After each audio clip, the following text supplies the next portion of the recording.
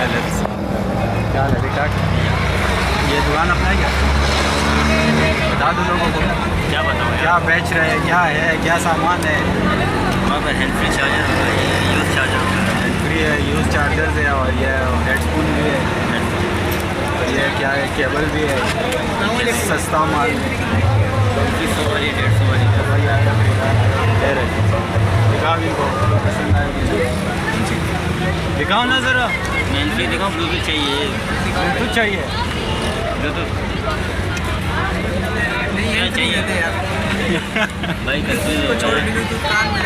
ये खुद कंफ्यूज है, तो कुछ कहना चाहोगे भाई आप लोगों को? ज़रा कैमरे को देख, मुँह बन की तरफ यार। ये हमारे नादान ये वीडियो बना रहा हूँ ना, व्लॉगिंग करो यार। व्लॉग बना रहा हूँ ना, तो अपना चेहरा तो दिखाओ ज़रा इसमें। कुछ कहना चाहोगे लोगों को? हमें कुछ बोलना ही नहीं आता क्या।